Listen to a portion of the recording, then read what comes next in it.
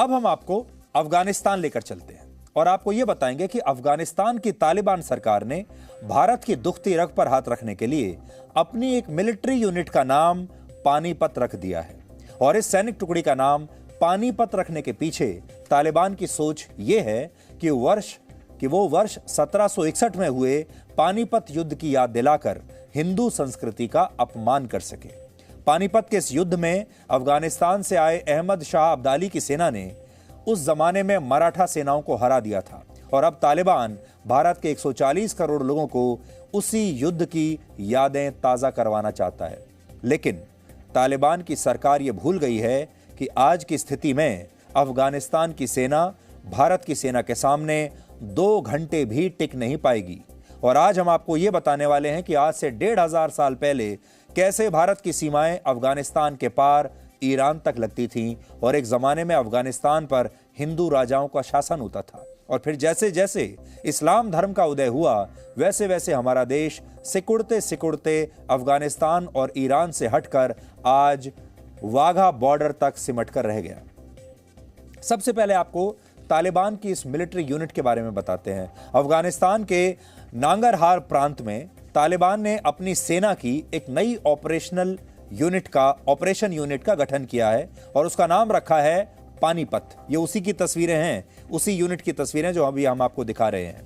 आमतौर पर तालिबान इस तरह की मिलिट्री यूनिट को हमेशा कोई ना कोई इस्लामिक नाम देता है, लेकिन यह पहली बार है जब तालिबान ने भारत के एक स्थान के नाम पर अपनी सेना की यूनिट का नाम रखा है, जिसे वो अफगान लोगों के शौर्य और भारत की हार का प्रतीक मानता है। यानी आप कह सकते हैं कि तालिबान ने भारत को नीचा दिखाने के लिए, उसका अपमान करने के लिए, हमारे 140 करोड़ लोगों को उकसाने के लिए पानीपत नाम से अपनी सेना की यह ऑपरेशनल यूनिट बनाई है। तो आज हम आपको यह बताने वाले हैं कि पानीपत नाम ही अफगानिस्तान के तालिबान सरकार ने अपनी सेना की इस यूनिट का क्यों रखा है। पानीपत 56 वर्ग किलोमीटर में फैला हरियाणा का एक छोटा सा जिला है और भारत के इतिहास की नजर से अगर देखें तो यह बहुत ही महत्वपूर्ण जगह है। इसी स्थान पर भारत ने अपने इतिहास के 3 बड़े युद्ध लड़े हैं, जिनमें पहला युद्ध वर्ष 1526 में, दूसरा युद्ध 1556 में और तीसरा युद्ध 1761 में लड़ा गया था।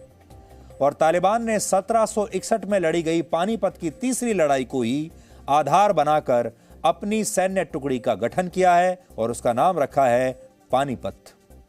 इस लड़ाई में अफगानिस्तान के शासक अहमद शाह अब्दाली उर्फ अहमद शाह दुर्रानी ने मराठा साम्राज्य की सेना को हरा दिया था और अफगानिस्तान यह मानता है कि यह लड़ाई हिंदू धर्म पर इस्लाम धर्म की सबसे बड़ी जीत थी।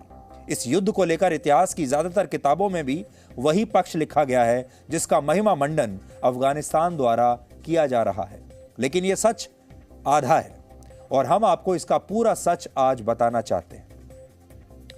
दरअसल 18वीं शताब्दी में जैसे जैसे भारत में मुगल शासन कमजोर हो रहा था, वैसे वैसे कश्मीर, पंजाब और स्वात घाटी के कुछ इलाके अफगानिस्तान के नियंत्रण में चले गए और अहमद शाह अब्दाली ने दिल्ली को जीतने की उस समय पूरी योजना बना ली थी, क्योंकि वो जानता था कि मुगल कमजोर हो रहे हैं और मुगल उनके सामने टिक नहीं पाएंगे।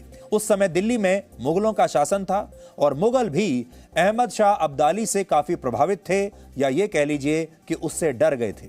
इसलिए मराठा साम्राज्य ने यह तय किया कि वो अहमद शाह अब्दाली को रोकने के लिए अपनी सेना को पुणे से 1500 किलोमीटर उत्तर में एक नया युद्ध लड़ने के लिए भेजेगा, जिसका मकसद होगा हिंदू धर्म और उसकी रियासतों को विदेशी आक्रमणकारियों से बचाना।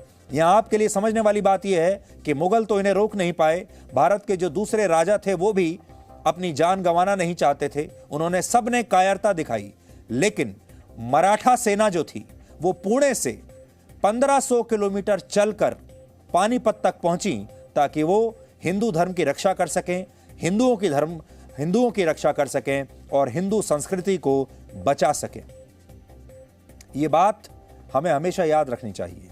और वर्ष 1750 आते आते मराठा साम्राज्य पंजाब तक पहुंच गया था और मराठाओं ने लाहौर किले पर भी कब्जा करके अहमद शाह अब्दाली के बेटे को वहां से भागने पर मजबूर कर दिया था। और लाहौर के किले पर 800 वर्षों के बाद एक भगवा ध्वज लहराया था। ये एक बहुत बड़ी जीत थी, क्योंकि उस समय मुगल और दूसरे मुस्लिम शासक अहमद शाह अब्दाली की गोद में जाकर बैठ गए थे। लेकिन इसके बावजूद मराठाओं ने अहमद शाह अब्दाली की सेना से लड़ने का फैसला किया। यह बहुत हिम्मत का काम था और बहुत मुश्किल काम था, क्योंकि मराठा सेना 1500 किलोमीटर ऊपर चलकर आ रही थी और अहमद शाह अब्दाली ने भी अपने पुत्र के अपमान के बदले में 1 लाख सैनिकों की फौज पानीपत के लिए रवाना कर दी थी। और आपको जानकर हैरानी होगी कि पानीपत की तीसरी लड़ाई सिर्फ 1 दिन ही चली थी, यानी ये 1 दिन का युद्ध था और यह दिन था 14 जनवरी 1761। उस समय युद्ध में दोपहर तक मराठा सेना का पलड़ा भारी था और ऐसा लगता था कि मराठा सेना जीत जाएगी और अफगान सैनिक युद्ध भूमि छोड़कर भाग रहे थे कायरों की तरह। लेकिन इस दौरान कुछ रणनीतिक गलतियां हो गईं, जिनका फायदा उठाकर अहमद शाह अब्दाली की सेना ने मराठा सेनापति सदाशिवराव भाऊ की हत्या कर दी और इसके बाद मराठा सेना पूरी तरह से बिखर गई और फिर उनकी पराजय हुई। इतिहास में जिस बात का सबसे कम जिक्र होता है वो ये कि अहमद शाह अब्दाली से लड़ने के लिए मराठाओं का इसी देश के बहुत सारे लोगों ने, बहुत सारे शासकों ने साथ नहीं दिया था। उदाहरण के लिए अवध के नवाब शुजाउद्दौला और दोआब के अफगान रोहिला अहमद शाह अब्दाली के समर्थन में जाकर खड़े हो गए और उसकी सेना को उन्होंने रसद और दूसरी मदद पहुंचाई, जबकि दूसरी तरफ मराठाओं को रसद नहीं मिल पा रही थी और उनकी सेना के सामने भूखमरी जैसी नौबत पैदा हो गई थी। यानी हमारे ही देश के जो बाकी के राजा थे, नवाब थे, उन्होंने मराठाओं का साथ नहीं दिया और उन्होंने अफगानिस्तान से आए इन आक्रमणकारियों का साथ दिया लालच के तहत। यह बात सही है कि इस युद्ध में मराठाओं को विजय नहीं मिली, लेकिन यह भी उतना ही सच है कि पानीपत की तीसरी लड़ाई एक तरफा लड़ाई नहीं थी और इससे पहले 2 और छोटे युद्ध हुए थे। इनमें पहला युद्ध वर्ष 1760 में करनाल में हुआ और दूसरा कुंजपुरा में हुआ और यह स्थान भी हरियाणा में ही है। और इन दोनों जगहों पर अहमद शाह अब्दाली की सेना मराठाओं से हार गई थी, लेकिन यह बात हमारे इतिहास की किताबों में कहीं दबकर रह गई है। एक और बात, यह जीत अहमद शाह अब्दाली के लिए खोखली साबित हुई और वो भारत से कुछ ज्यादा लूट कर ले जा नहीं पाया। वो असल में आया तो भारत को लूटने के लिए ही था, लेकिन वो कुछ लूट कर ले जा नहीं पाया। इस युद्ध के 10 वर्षों के बाद वर्ष 1771 में मराठाओं ने फिर से अपनी सेना को उत्तर भारत में भेजा और वर्ष 1803 तक दिल्ली मराठाओं के नियंत्रण में रही। और शायद यही वजह है कि इस लड़ाई में जीत के बाद भी अहमद शाह अब्दाली ने फिर कभी दिल्ली पर हमला करने की हिम्मत नहीं दिखाई। इसीलिए अफगानिस्तान में तालिबान अपनी मिलिट्री यूनिट का नाम पानीपत रखकर जो साबित करना चाहता है वो आधा सच है। और हमें लगता है कि आज तालिबान जैसी इस्लामिक कट्टरपंथी ताकतों को अफगानिस्तान का पूरा सच भी जान लेना चाहिए। अफगानिस्तान असल में उनका है ही नहीं, अफगानिस्तान हमारा था। सबसे पहले आप ये नक्शा देखिए, जो अखंड भारत का नक्शा है, यानी अविभाजित भारत का नक्शा देखिए। प्राचीन काल में अफगानिस्तान, नेपाल, श्रीलंका, म्यांमार, भूटान, पाकिस्तान और बांग्लादेश अखंड भारत का हिस्सा हुआ करते थे और उस समय भारत की सीमाएं अफगानिस्तान के पार जाकर ईरान में लगती थी। वर्ष 980 में, यानी आज से करीब 1000 वर्ष पहले, अफगानिस्तान पर राजा जयपाल का शासन था और वो एक हिंदू थे, लेकिन मुस्लिम शासकों ने उन पर हमला करके उन्हें सत्ता से बाहर कर दिया और इसके बाद धीरे धीरे अफगानिस्तान भारतवर्ष के नक्शे से बाहर हो गया। अब आप जरा विचार कीजिए कि क्या आज की मौजूदा पीढ़ी इस बात पर भरोसा करेगी कि अफगानिस्तान में किसी जमाने में हिंदू बहुसंख्यक हुआ करते थे और वहां के राजा हिंदू हुआ करते थे, यानी वहां हिंदू राजाओं का शासन था। प्राचीन काल में अफगानिस्तान आर्यों की पुरातन भूमि थी, जिसका जिक्र ऋग्वेद में भी मिलता है। ऋग्वेद में अफगानिस्तान की कई नदियों और पहाड़ों का विस्तार से उल्लेख किया गया है, जिनमें काबुल और आमू दरिया जैसी नदियां शामिल हैं। इसके अलावा 700 ईसा पूर्व में इसके उत्तरी क्षेत्र में गांधार महाजनपद हुआ करता था, जिसके बारे में महाभारत और अन्य ग्रंथों में वर्णन मिलता है। कौरवों की माता गांधारी और उनके भाई शकुनी, जिन्हें आप शकुनी मामा लोग कहकर बुलाते थे, ये दोनों गांधार के थे, लेकिन बाद में यही गांधार कांधार बन गया। यहां से हिंदू धर्म पूरी तरह से समाप्त हो गया और आज आप उस स्थान को कांधार के नाम से जानते हैं, जो अफगानिस्तान में है और उस पर आज तालिबान का कब्जा है। एक तथ्य यह भी है कि 300 ईसा पूर्व भारत में मौर्य राजवंश की स्थापना हुई थी, जिसकी राजधानी पाटलिपुत्र थी, जिसे आज पटना कहते हैं। और अफगानिस्तान मौर्य साम्राज्य का सबसे उत्तर पश्चिमी प्रांत हुआ करता था। उस समय अखंड भारत की सीमाएं कहां तक फैली हुई थी, आप इस नक्शे में देख सकते हैं। मौर्य साम्राज्य के बाद अफगानिस्तान में कुषाण राजवंश की स्थापना हुई और इस समय भी अफगानिस्तान अखंड भारत का हिस्सा ही हुआ करता था और यहां जो बहुसंख्यक आबादी थी वो हिंदुओं की थी, जबकि इस्लाम धर्म का नामो निशान तक उस समय वहां नहीं था। यह बात पहली और दूसरी शताब्दी की है।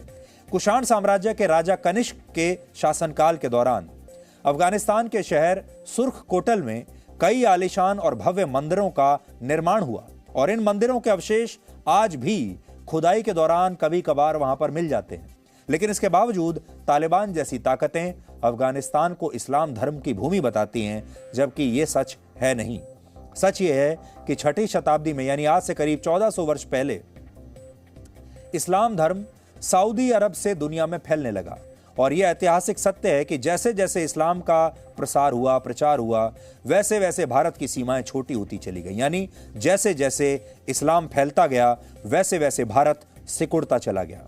आखिरी बार भारत का नक्शा 1947 में बदला था और उसके पीछे भी इस्लाम ही था, जब पाकिस्तान के रूप में भारत का एक बड़ा हिस्सा भारत से अलग हुआ था। और दुख की बात यह है कि ये जो बंटवारा हुआ था, भारत का नक्शा बदला था, ये भी इस्लाम के धर्म के नाम पर ही बदला था, जब इस्लाम के नाम पर पाकिस्तान का निर्माण हुआ था। यानी तब भी भारत के टूटने की वजह इस्लामिक कट्टरता ही थी।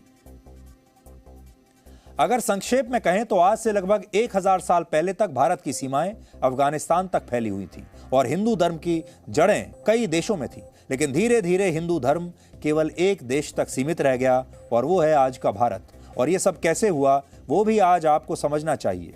एक जमाने में अफगानिस्तान का गांधार कौरवों की माता गांधारी का गृह राज्य था और उनके पुत्र दुर्योधन का ये ननिहाल था और यहाँ हिंदू धर्म के लोग बहुसंख्यक थे, लेकिन अब यहाँ मुस्लिम समुदाय के लोग बहुसंख्यक हैं।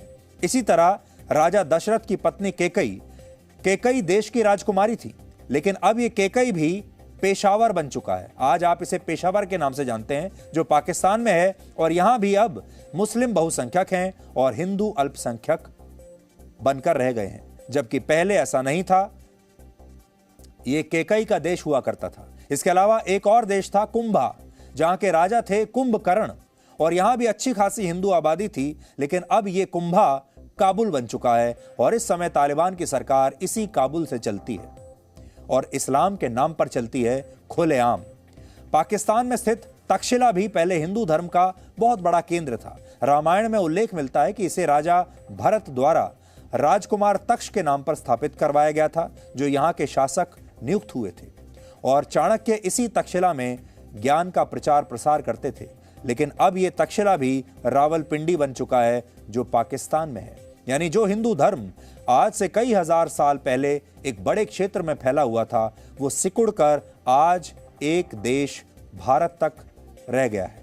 और दुर्भाग्यपूर्ण यह है कि भारत में भी अब कई राज्य ऐसे हैं जहां हिंदू धर्म के लोग अल्पसंख्यक बन चुके हैं। अमेरिका के मशहूर थिंक टैंक प्यू रिसर्च सेंटर के मुताबिक भारत में 7 से ज्यादा ऐसे राज्य और केंद्र शासित प्रदेश हैं जहां हिंदुओं की आबादी अब बहुत कम हो चुकी है। जैसे लद्दाख में सिर्फ 8% हिंदू बचे हैं, लक्षद्वीप में 3% हिंदू बचे हैं, वहां मुस्लिम आबादी 97% हो चुकी है। मिजोरम में 3% हिंदू धर्म के लोग रह गए हैं और एक समय में नागालैंड 5 पांडवों में दूसरे नंबर के भाई भीम की ससुराल हुआ करता था, लेकिन अब यहां भी सिर्फ 9% हिंदू बचे हैं, जबकि मेघालय में 12% और जम्मू कश्मीर में भी सिर्फ 28% हिंदू आबादी अब रह गई है। यानी पहले हिंदू धर्म अफगानिस्तान, पाकिस्तान, बांग्लादेश, म्यांमार, नेपाल, श्रीलंका और भूटान में सीमित हो गया और अब जो भारत नाम का एक देश बचा है, वहां भी कई राज्यों में हिंदू अल्पसंख्यक बन चुके हैं। और ऐसा ही रहा तो आने वाले वर्षों में पश्चिम बंगाल, केरल और आंध्र प्रदेश जैसे राज्यों में भी हिंदू एक दिन अल्पसंख्यक बन जाएंगे, क्योंकि प्यू रिसर्च सेंटर के मुताबिक इन राज्यों में हिंदू आबादी पिछले कुछ वर्षों में तेजी से कम हुई है, जबकि मुस्लिम आबादी उतनी ही रफ्तार से बढ़ रही है। आप इसे भी इस नक्शे के जरिए समझ सकते हैं जो अभी हमने आपको आपकी स्क्रीन पर दिखाया है।